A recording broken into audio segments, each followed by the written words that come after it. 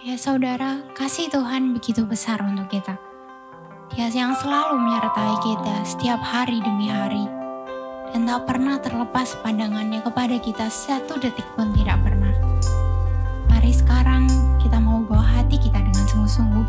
Kita mau menyembah.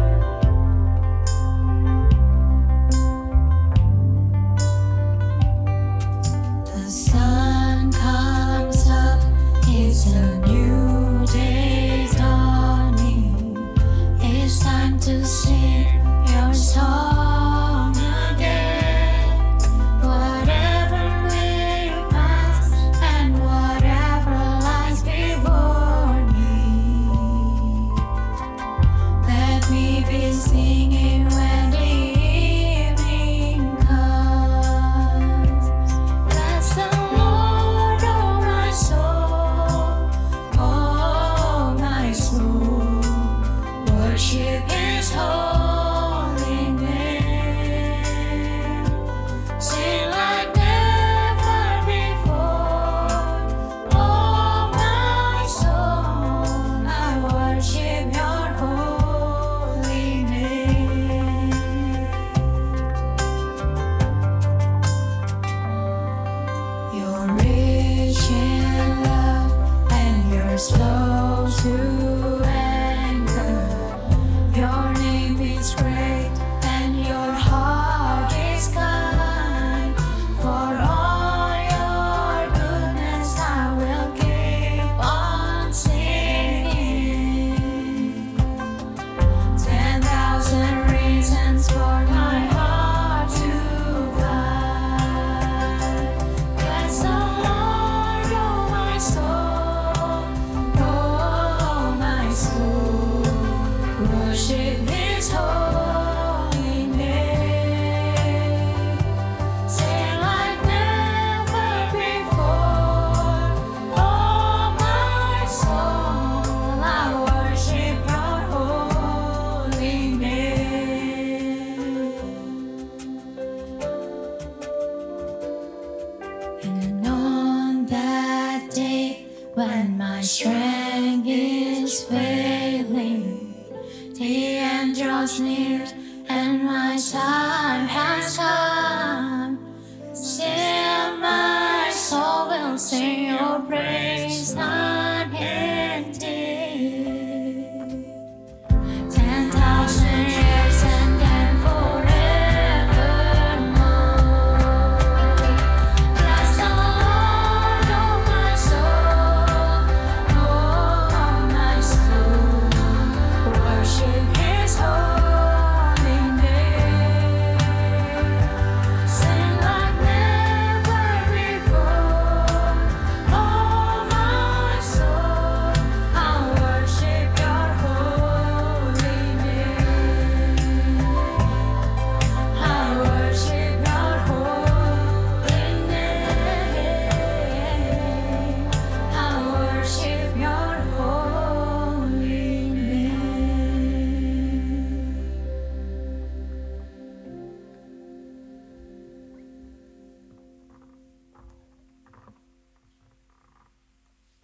Ya saudara, dengan semangat yang lebih tinggi lagi, mari kita mau pujikan untuk Tuhan kita karena kasih-Nya yang begitu besar yang telah menyelamatkan kita dari dosa. Mari sekarang kita mau naikkan syukur dan puji Dia, Tuhan kita. Kasih yang begitu besar, lebih kuat dari dosa. Kasih yang menemukanku, selamatkan dan pulihkanku. Ku naikkan syukurku, ku tak akan berhenti memuji, meninggikan nama-Mu selalu, menari, memuliakan-Mu. Dibebaskan, dibangkitkan hidup yang Kau beri, dan kini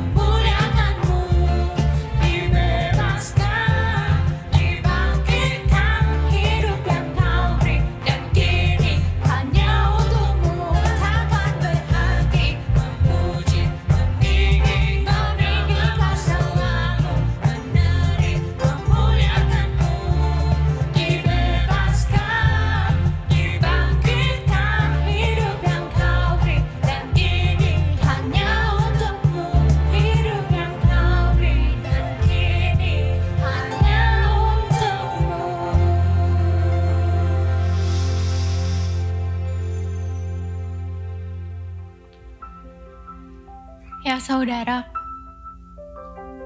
sadar nggak sadar? Dalam setiap hari kita ini, kalau begitu banyak masalah, bahkan sampai kadang membuat kita capek, lelah. Tapi satu hal yang tetap pasti yaitu saudara, bahwa Tuhan selalu menyertai kita dalam situasi dan kondisi apapun, bagaimanapun dan kapanpun. Mari sekarang kita mau bawa hati kita mau menyembah Dia sebelum kita menaikkan beberapa pokok doa.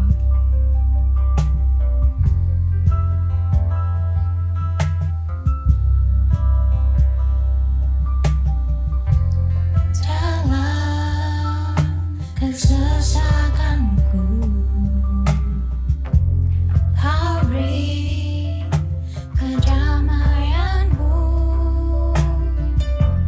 Dalam keraguan ku temukan wajah-Mu.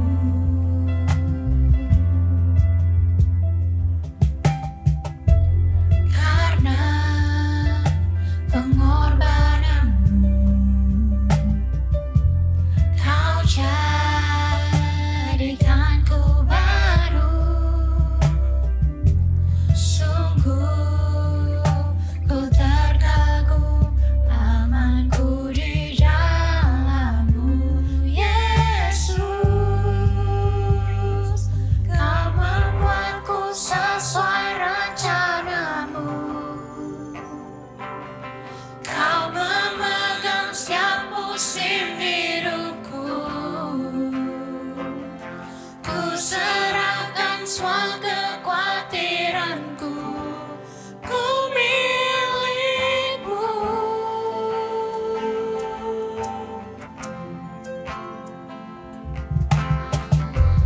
Karena pengorbananmu,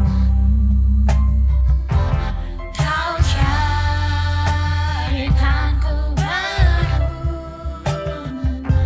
Sungguh ku terkagum amanku di dalam-Mu, Yesus.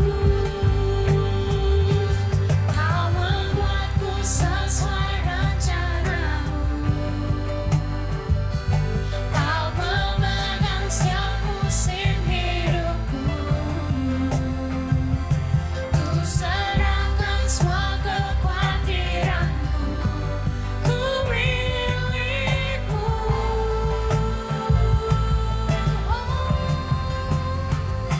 Semua kekuranganku Kau pun tahu. Tetap Kau pandang indah dalam-Mu. Ku angkat tanganku dan berseru, Ku milik-Mu.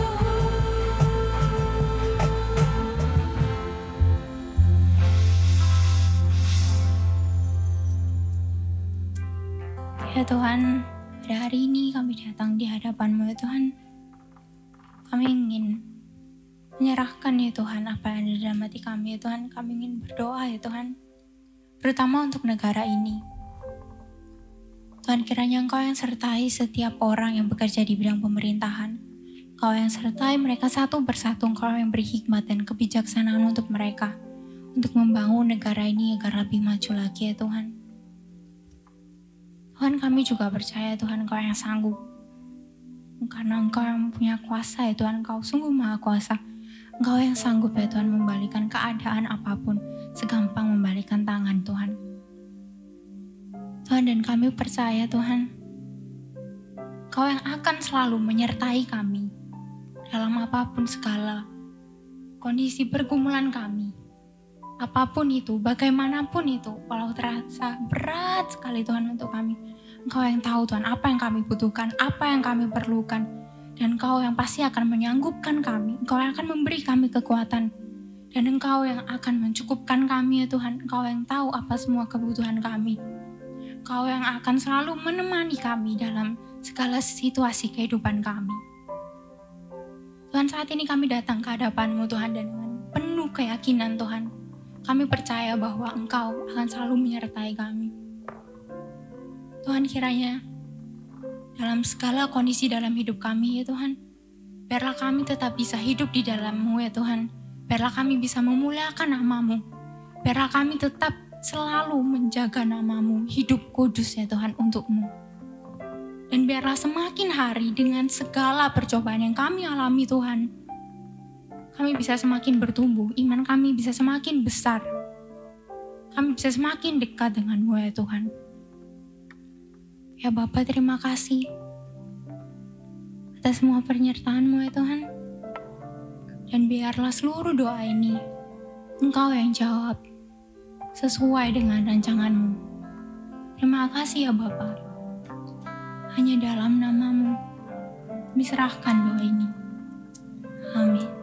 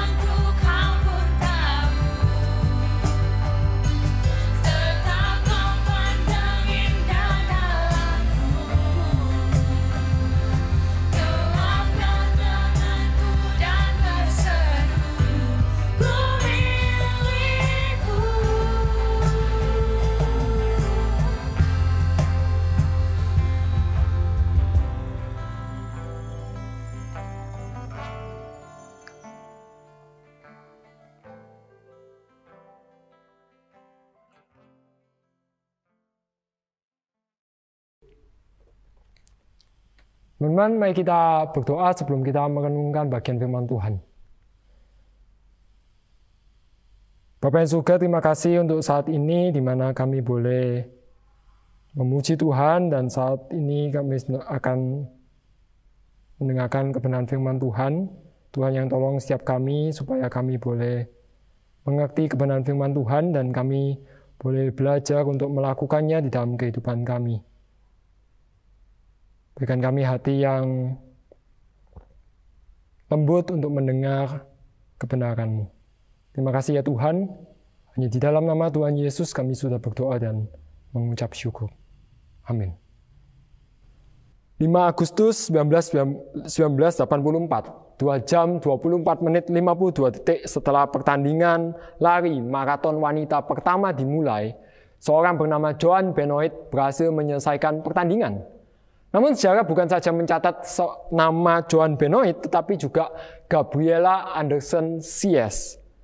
Ia adalah seorang atlet lari dari Switzerland yang menyelesaikan pertandingan dalam urutan ke-37 dari 44 orang yang akhirnya berhasil menyelesaikan pertandingan. Ia masuk ke stadion dengan kondisi tubuh yang sudah lemah, dengan satu lengan yang sudah sangat lunglai. Ia sudah tidak dapat berlari karena ia melewatkan satu stasiun air terakhir. Petugas medis berusaha mendekati dirinya untuk memberikan pertolongan, tetapi dia berusaha menjauhi karena ia bisa didiskualifikasi. Ketika diwawancara, dia mengatakan, saya terus tetap berusaha untuk bergerak menuju garis akhir, karena saya tahu bahwa mungkin ini adalah kesempatan saya terakhir untuk saya bisa mengikuti sebuah perlombaan Olimpiade. Pesannya berlaku juga bagi kita, yaitu kita bukan saja bertanding dalam sebuah pertandingan maraton, tetapi kita bertanding dalam sebuah pertandingan iman. Kita bukan saja bertanding untuk sesuatu yang bersifat sementara, tetapi kita bertanding untuk sesuatu yang kekal. Bagaimana kita bisa terus berlari dan terus berlari sampai kepada akhirnya. Ibrani 12 ayat 14 mengatakan, berusahalah hidup damai dengan semua orang dan kejarlah kekudusan, sebab tanpa kekudusan tidak seorang pun dapat melihat Tuhan. Kita semua ingin melihat Tuhan. Kita semua ingin mengalami Tuhan di dalam kehidupan kita. Sekarang maupun ketika Ia datang kedua kalinya. Hanya pengikut Kristus yang sejatilah yang mengejar kekudusan. Dan apa ciri dari seorang yang mengejar kekudusan? Teman-teman, buat kita yang sedang kuliah, yang sedang belajar di rumah, kita mungkin pernah masuk ke satu kelas, kemudian kita sudah berniat untuk belajar, tapi karena jaringan, karena suara guru yang tidak jelas, karena hal-hal yang lain, akhirnya kita tidak bisa menangkap pelajaran dengan baik. Atau kita sudah belajar dengan mati-matian, tetapi hasilnya biasa-biasa aja, bahkan mungkin tetap jelek. Atau mungkin kita yang kerja, kita sudah mempersiapkan diri dengan sebaik-baiknya, kita sudah mengerjakan sesuatu dengan maksimal menurut kita, tetapi yang menjadi supervisor, yang menjadi bos kita justru menanggapi dengan cacian, dengan sebuah kritikan, dan mungkin kita merasa kecewa, kita merasa sia-sia, kita merasa kita sudah mengerjakan ini dengan maksimal, tetapi justru tidak ada pujian, mungkin tidak ada sesuatu yang kita harapkan, setidaknya ucapan terima kasih. Mungkin ini juga yang ada di dalam pikiran orang di pendengar dari surat Ibrani. Mereka adalah orang-orang yang mungkin mengalami tekanan yang sulit. Mengapa? Karena mereka menjadi seorang Kristen. Mereka mengalami kesulitan yang begitu hebat dari pihak Yahudi.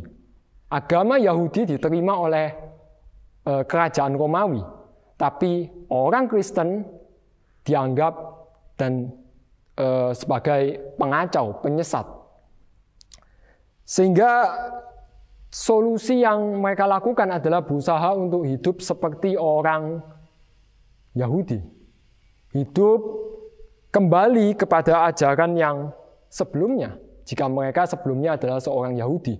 Atau mereka memutuskan kembali kepada ajaran atau pagan, jadi menyembah kepada dewa-dewa. Dan tentu saja ini akan sangat memudahkan hidup mereka, karena mereka diterima oleh lingkungan, orang-orang Yahudi di sekitar mereka, maupun oleh Romawi. Mungkin kita berpikir bahwa wah, ini adalah jalan yang bagus, ini adalah jalan yang benar, karena ini jalan tengah. Hidup seperti orang Yahudi meskipun sebenarnya kita Kristen. Hidup seperti seorang Yahudi tetapi hatinya adalah iman Kristen. Namun penulis pasal 1 sampai 10 ayat 18 untuk mengatakan bahwa Kristus adalah yang terutama, yang mau mengembalikan superioritas Yesus Kristus. Beberapa minggu yang lalu kita sudah mendengar penyampaian dari Ibrani mengenai Yesus yang adalah imam besar. Yesus yang adalah korban agar manusia dapat dibenarkan di hadapan Allah. Nah, kalau orang bisa benar di hadapan Allah melalui korban-korban, maka mengapa Yesus harus datang? mengapa Yesus harus mati di atas kayu salib? Jika demikian, tentu ini adalah sesuatu yang berlebihan. Mengapa anak Allah harus datang ke dunia untuk mati di salib? Dan tentu jawabannya ini tidak sia-sia. Ini bukan suatu hal yang tidak berguna, tetapi ini memang ada sesuatu yang penting. Ini adalah suatu hal yang sangat mempunyai dampak bagi kita. Tapi kita seringkali menyia-nyiakannya. Kita seringkali melihatnya sebagai suatu hal yang tidak memiliki dampak bagi hidup kita. Kata sia-sia memang nggak terlihat langsung dari kata yang kita baca barusan, ayat 14, maupun di ayat 15 dan seterusnya. Tapi ketika kita melihat dari akar kata menjauhkan, ayat 15 mengatakan, jangan ada seorang pun yang menjauhkan diri. Kata menjauhkan ini lebih memperlihatkan kata menyia-nyiakan. Akar katanya berasal dari kata hustereo yang artinya kehabisan, tetapi ini juga suatu hal yang aktif. Sehingga seakan-akan itu suatu yang terus-terus digunakan atau dihabis-habiskan sehingga akhirnya sungguh-sungguh kehabisan. Di ayat ini yang dikurangi atau yang terus-terus digunakan adalah kasih karunia Allah. Di Ibrani 4 ayat 1 dikatakan, diterjemahkan menjadi kata ketinggalan. Isinya adalah ketinggalan untuk masuk ke tempat perhentian meskipun janji Tuhan tetap berlaku. Jadi yang menghabiskan kasih karunia ini dapat berakibat kepada tidak masuk ke dalam suatu tempat perhentian. Teman-teman, ini bukan bicara tentang keselamatan yang bisa hilang. Keselamatan tidak bisa hilang. Itu jelas dikatakan di Yohanes 10 ayat 28. Tetapi kita bisa memboroskan atau terus mengurangi kasih karunia sampai kita merasa kita tidak lagi mengalami kasih karunia itu. New Living Translation memberikan satu terjemahan yang bagus untuk ayat pasal 4 ayat 1, yaitu fail to experience it. Gagal untuk merasakan, untuk mengalami kasih karunia itu. Kasih karunia diberikan supaya kita mengalami Allah. Kasih karunia diberikan supaya kita bisa mengenal Dia dan hidup dalam kekudusan. Tetapi kita sebaliknya justru menggunakan kasih karunia kita yang membuat kita akhirnya malah tidak mengalami Allah. Kita mungkin mencampur aduk kebenaran firman Tuhan dengan kebenaran yang kita anggap benar. Atau kita mencampur aduk kebenaran, kasih karunia itu dengan usaha-usaha kita untuk menyelamatkan diri kita sendiri. Teman-teman, ini adalah suatu hal yang menyesatkan. Kasih karunia Allah tidak bergantung pada manusia. Kasih karunia Allah sepenuhnya bergantung kepada Allah.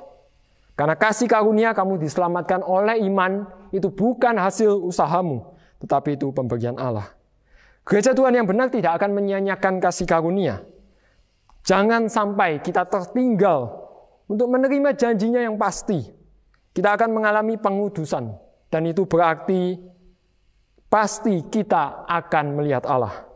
Bagian kita adalah jangan kita terus menyia-nyiakan keselamatan tetapi menghidupinya. Teman-teman, berita yang baik adalah tahun ini vaksin ditemukan. Mungkin ada beberapa yang sudah vaksin, kita bersyukur sudah boleh ada vaksin yang ditemukan. Tapi mungkin bagi kita akan aneh jika ada seseorang yang akhirnya sudah divaksin, kemudian datang ke sebuah rumah sakit, melepas masker, berbicara dengan seorang pasien yang menderita COVID.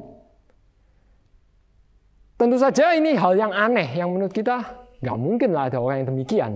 Tetapi mungkin kita bisa akhirnya setelah vaksin kita dapatkan, kita justru tidak mengikuti protokol. Kita justru hidup dengan lebih bebas dan tidak melakukan bagian kita.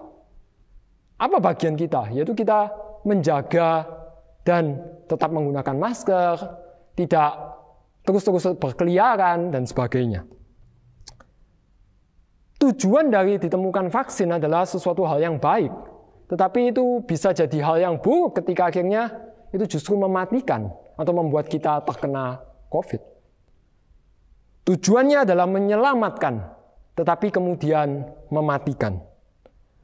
Itulah yang dapat kita lakukan dengan keselamatan. Kita bisa menyia-nyiakan keselamatan. Tapi memang dalam hal keselamatan kita percaya bahwa Allah tahu apa yang Dia lakukan dengan tepat. Sehingga tidak mungkin menjadi hal yang sia-sia. Dan itulah sesuatu yang terbaik. Rencananya tidak bisa digagalkan dan hasilnya sudah terjamin. Lalu bagaimana? Apa yang bisa kita lakukan dengan kehidupan kita? Mungkin kita yang sudah 1 tahun ibadah di rumah, kita sudah mulai mengalami kejenuhan. Mengapa harus ibadah online? Mungkin ada yang pikir bahwa daripada ibadah sendiri, mending aku kerja tugas, mending aku istirahat, mending aku melakukan hal yang lain. Teman-teman, aku ngomong ini bukan berarti aku nggak bergumul. Aku juga bergumul dengan ibadah online.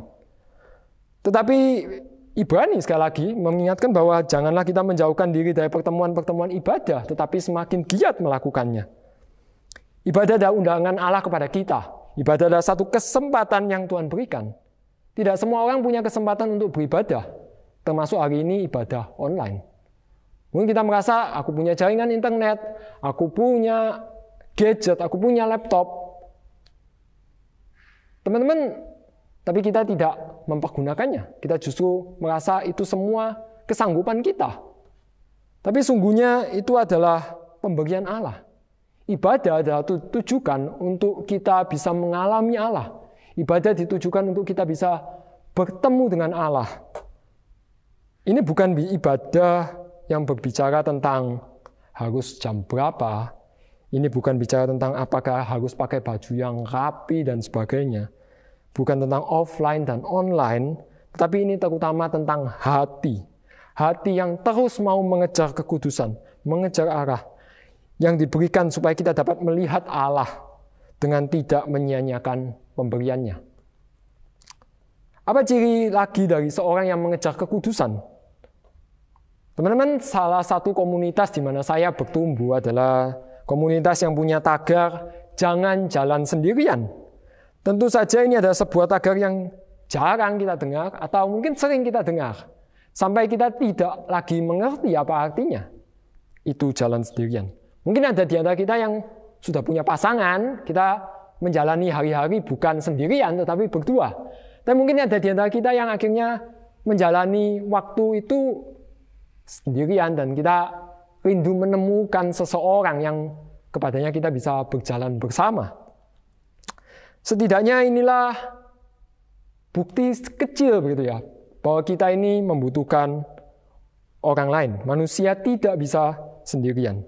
Ini juga yang disebut di ayat 14 yang berkaitan dengan damai. Damai dengan semua orang. Semua orang bukan berarti setiap orang, tetapi semua orang di dalam satu tubuh. Kita dipersatukan di dalam Yesus Kristus menjadi satu tubuh. Sehingga setiap keputusan orang-orang yang percaya, terutama misal di Ibrani ini, yang dituliskan kepada orang-orang di Ibrani adalah suatu keputusan yang seharusnya tidak dipikirkan sendirian, tapi ada sebuah keputusan yang berdampak kepada orang-orang yang lain. Itulah bentuk kehidupan komunitas. Mereka tidak seharusnya memilih kenyamanan dengan meniru kehidupan Yahudi. Mungkin itu akan memudahkan hidup mereka, hidup salah satu orang, tetapi tidak dengan yang lain. Pentingnya pengejaran kekudusan juga terlihat semakin jelas di ayat 15, yaitu berkaitan dengan akar yang pahit. Pertumbuhan akar yang pahit dapat mencemari orang lain. Pasal 10 ayat 19 sampai selesai menyatakan tentang pentingnya terus bertahan di dalam iman, terus berlari, terus tekun berjuang di dalam iman. Mungkin di antara mereka sudah ada yang mulai meninggalkan gereja. Seorang penafsir mengatakan ada beberapa orang-orang yang sudah tidak lagi beribadah karena tekanan yang begitu sulit. Sehingga perintah ini bicara tentang akar yang pahit ini tentu sangat penting. Akar yang pahit dapat dikaitkan dengan kepahitan karena perbuatan orang lain dan trauma masa lalu. Hal ini mungkin bisa menjadi sesuatu yang dimaksudkan di sini. Tapi merujuk kepada Ulangan 29 ayat 18 yang disebut dengan akar yang menghasilkan racun adalah orang-orang yang hatinya akhirnya berpaling dan meninggalkan Tuhan dan berbakti kepada Allah bangsa lain. Mereka tetap mengatakan, aku akan selamat meskipun aku tetap berlaku degil. Bukan malah berbalik kepada Allah dari kedegilannya, tetapi kukuh dalam dosanya. Seakan-akan penulis mengatakan bahwa jangan sampai ada orang yang demikian. Karena orang yang demikian dapat mencemari yang lain. Cemar adalah lawan dari kekudusan. Sehingga orang yang mengejar kekudusan akan mencegah sesuatu yang mencemari itu. Paulus kepada pesannya kepada jemaat di Korintus mengatakan, jangan kamu sesat, pergaulan yang buruk merusakkan kebiasaan yang baik. Paulus sadar bahwa pergaulan buruk dapat merusak moral yang baik. Beberapa penafsir mengatakan bahwa akar yang pahit ini bukan terjadi secara langsung. Orang yang demikian bukan secara langsung dia mengambil keputusan untuk berbuat demikian atau memilih secara rasional. Tetapi dimulai dengan mengizinkan, mengabaikan teguran, perlahan-lahan hingga akhirnya itu mengakar kuat di dalam hatinya. Akar pahit ini dapat dimulai dari konflik dalam komunitas ataupun pengajaran yang menyimpang yang ada di dalam. Tetapi juga penderitaan, tekanan dari luar yang terus menghimpit. Tidak heran jika penulis Ibrani juga pembacanya mengajak semua orang yang hidup di dalam komunitas untuk mengejar kekudusan dan kedamaian dengan semua orang. Sehingga akar yang pahit itu bisa dicegah dan tidak mencemari iman, kasih, dan pengharapan dari jemaat yang lain. Teman-teman, ada banyak hal di dunia ini yang bisa menular. Selain penyakit, menguap adalah sesuatu hal yang menular. Sebuah riset yang berjudul A Neural Basis for Contagious Yawning menyatakan bahwa kemampuan kita mencegah diri kita untuk tidak menguap ketika orang lain menguap itu terbatas. Dan dorongan untuk menguap itu akan semakin besar ketika kita berusaha untuk tidak menguap.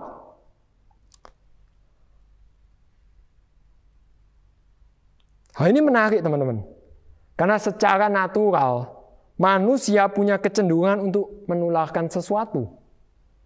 Jika demikian, apa yang kita tularkan dengan komunitas kita? Apa yang kita tularkan dengan sekitar kita? Itu akan sangat penting. Ketika kita hanya memikirkan diri kita sendiri, lingkungan kita akan berlaku yang sama. Begitu juga dengan sikap kita yang hanya peduli pada diri kita sendiri. Akhirnya kita tidak sadar bahwa diri kita pun menyebabkan penularan. Gereja adalah tubuh Kristus. Kita dipanggil bukan untuk menjadi satu individu saja, tetapi sebagai satu tubuh.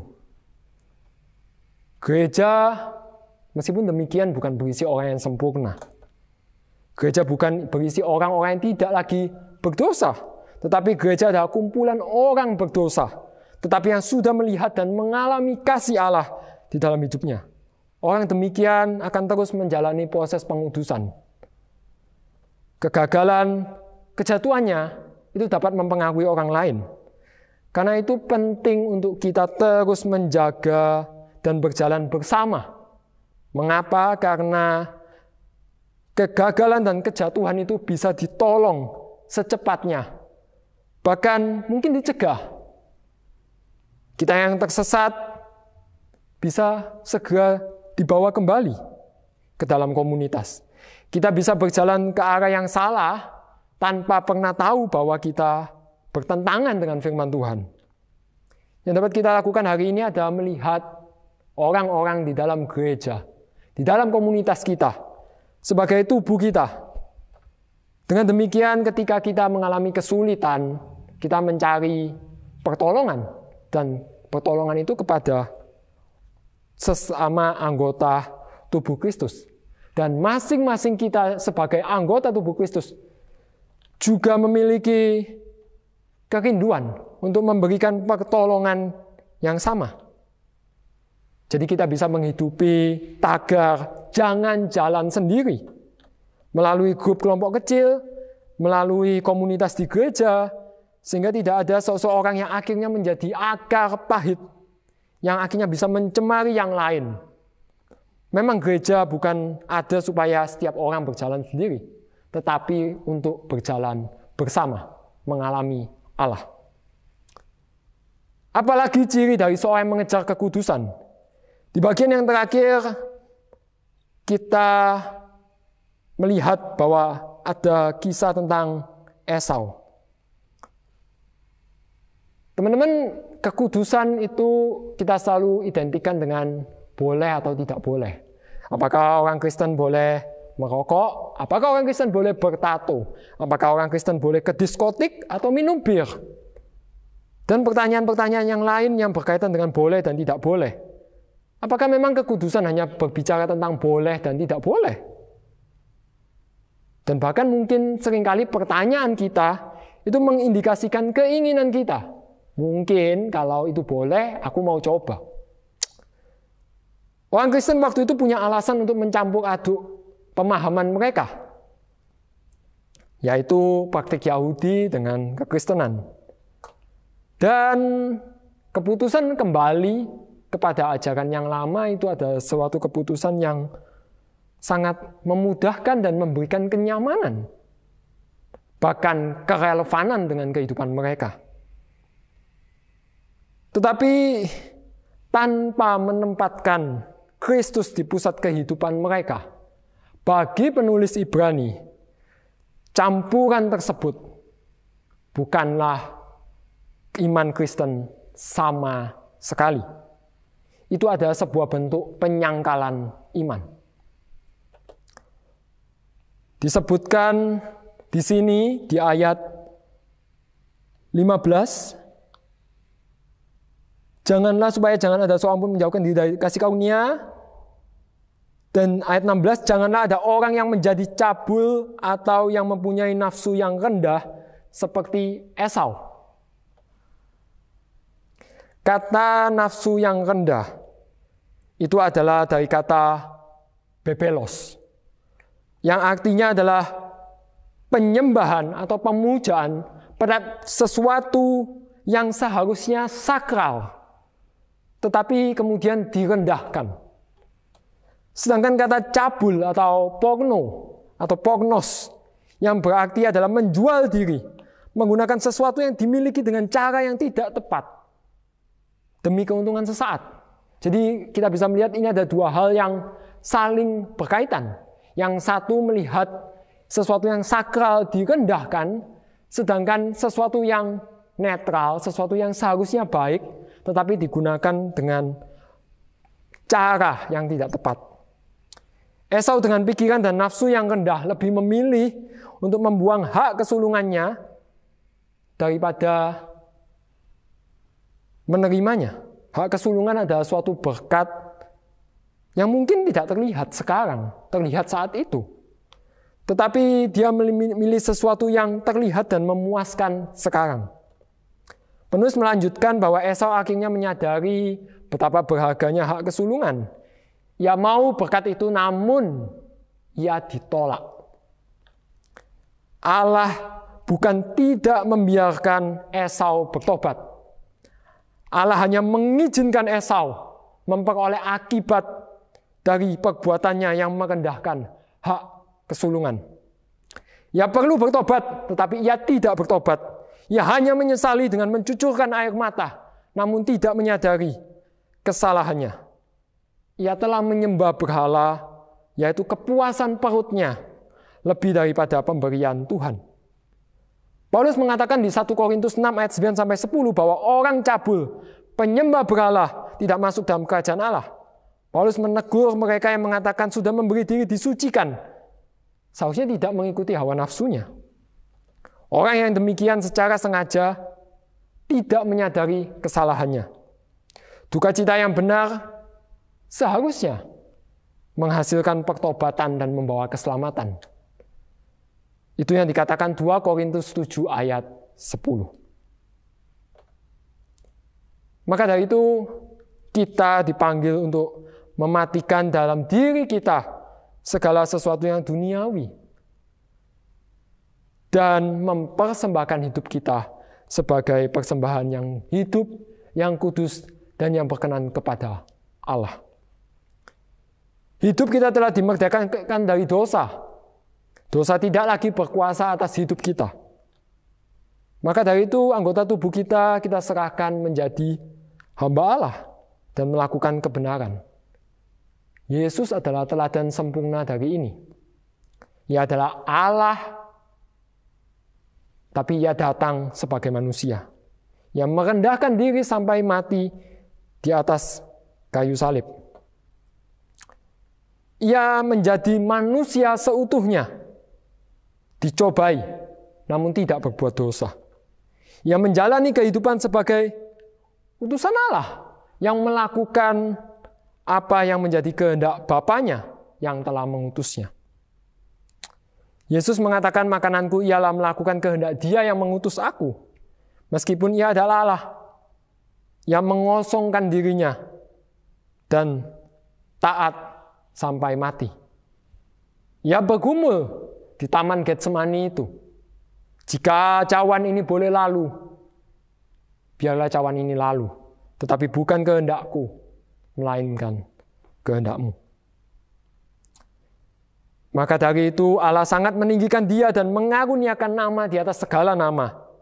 Sehingga semua lidah akan mengaku, Yesus adalah Tuhan, bagi kemuliaan Allah Bapa. Kehidupannya bahkan sampai kematian dan kebangkitannya menyatakan bahwa tanpa kehidupan yang mengendalikan, menundukkan kehendak kita, kita tidak dapat melihat dan mengalami Allah. Teman-teman, menjalani kehidupan yang menundukkan hawa nafsu bukanlah hal yang mudah. Aku pribadi adalah orang yang juga bergumul dengan hal ini. Dan mungkin setiap kita yang mendengar saat ini. Aku adalah seorang yang mungkin Kristen dari sejak semula. Namun, itu nggak menjamin. Ketika umur 4 SD, itu ada momen pertobatan pertama. Tapi perjalanan itu baru saja dimulai. Ya, pertobatan seorang anak kelas 4 SD mungkin bukanlah suatu hal yang wah. Tapi justru di umur itulah pergumulan itu justru muncul. Dan setelah 7 tahun, aku menyadari betapa aku bisa hidup sebagai orang yang menyembah berhala, mencampur aduk kekristenan dengan kehidupan yang merusak. Mungkin aku bisa melayani dan tampak rohani, dan bahkan tidak ada orang yang tahu. Namun ketika mengingat perjalanan kehidupan ini, firman Tuhan ini sungguh benar. Kekudusan bukanlah sebuah opsi, karena hanya dengan kekudusan kita dapat melihat Allah. Kita dapat melihat Tuhan. Aku nggak tahu apa yang Tuhan kerjakan di dalam 7 tahun itu. Aku percaya Tuhan melakukan banyak hal.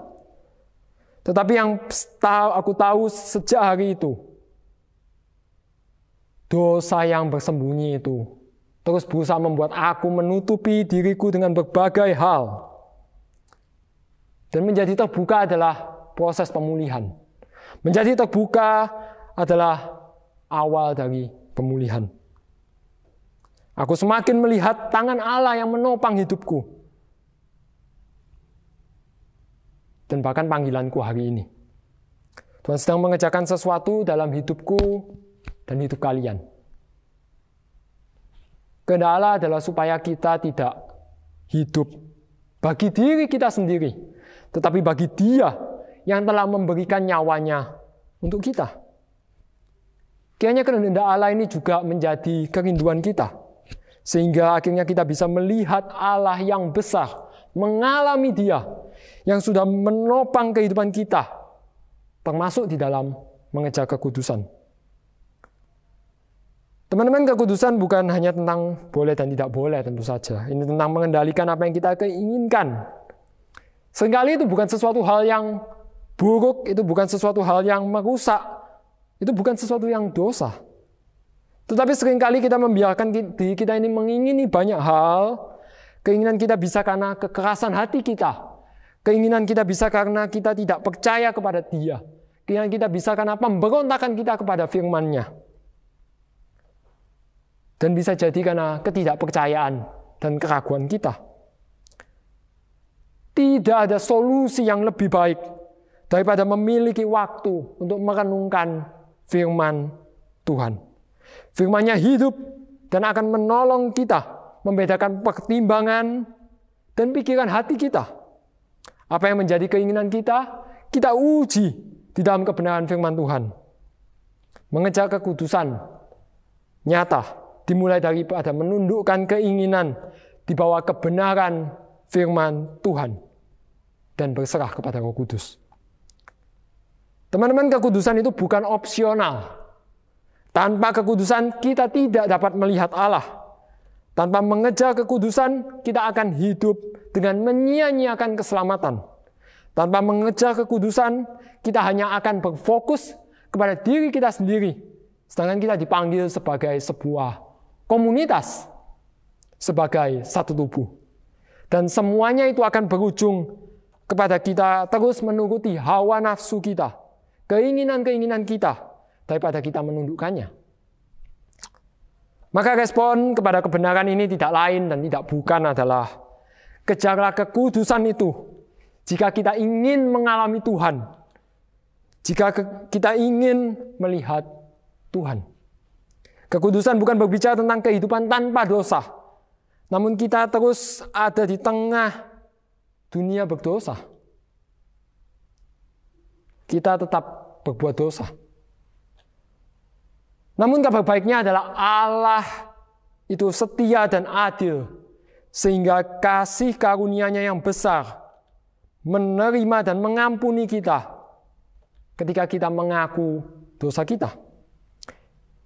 Yesus Kristus telah menjamin bahwa tidak ada seorang pun yang telah diserahkan Bapa kepadanya yang pada akhirnya tidak dapat melihat Allah.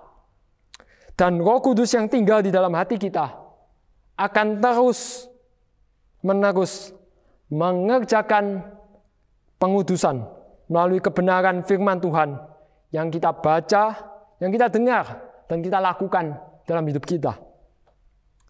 Kejarlah kekudusan dan alamilah Tuhan. Amin. Mari kita berdoa.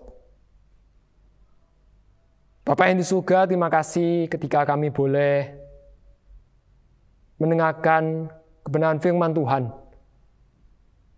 Kau mengingatkan setiap kami bahwa tanpa kekudusan tidak ada seorang pun dapat melihat Tuhan.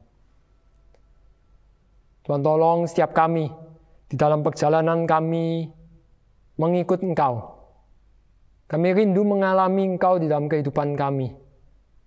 Sehingga tolong kami untuk terus boleh mengejar kekudusan itu hari lepas hari. Roh Kudus yang kiranya terus memampukan kami untuk kami boleh berjalan mengejar kekudusan itu bukan seorang diri, tetapi bersama-sama dengan tubuh Kristus, dengan gereja, dengan komunitas yang Tuhan tempatkan di sekitar kami. Terima kasih ya Tuhan. Kami sungguh bersyukur untuk firman Tuhan hari ini dan ajak kami untuk melakukannya. Di dalam nama Tuhan Yesus kami sudah berdoa dan mengucap syukur. Amin. Ya saudara, dengan bangkit berdiri dan dengan segenap hati kita, mari kita ikrarkan pengakuan iman rasuli. Pengakuan iman rasuli. Aku percaya kepada Allah, Bapa yang Maha Kuasa, Khalik langit dan bumi, dan kepada Yesus Kristus anaknya yang tunggal, Tuhan kita, yang dikandung dari Roh Kudus, lahir dari anak darah Maria, yang menderita sengsara di bawah pemerintahan Pontius Pilatus, disalibkan, mati, dan dikuburkan, turun ke dalam kerajaan maut. Pada hari yang ketiga, bangkit pula dari antara orang mati. Naik ke surga, duduk di sebelah kanan Allah Bapa yang Maha Kuasa. Dan dari sana yang akan datang untuk menghakimi orang yang hidup dan yang mati. Aku percaya pada Roh Kudus, gereja yang kudus dan am, persekutuan orang kudus, pengampunan dosa, kebangkitan tubuh, dan hidup yang kekal. Amin. Teman-teman, di akhir ibadah ini kita mau bangkit berdiri, kita mau berdoa bersama.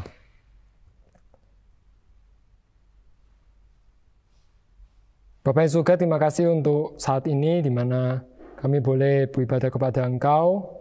Terima kasih untuk setiap anugerah Tuhan di dalam kehidupan kami. Kami bersyukur untuk teman-teman yang boleh melayani. Kami bersyukur untuk kami yang boleh mengikuti ibadah ini ya Tuhan. Kami saat ini memohonkan berkat daripada Tuhan. Kiranya Tuhan yang penuh kasih itu memberikan kami satu hati yang terus boleh menjalankan kebenaran firman Tuhan di dalam kehidupan kami. Kami terus boleh melihat kepada Yesus Kristus sebagai teladan kehidupan setiap kami. Dan kami boleh berjalan di dalam terang pimpinan Roh Kudus untuk hidup setia kepada firman Tuhan. Amin. Silakan duduk, ibadah kita selesai. Tuhan Yesus memberkati.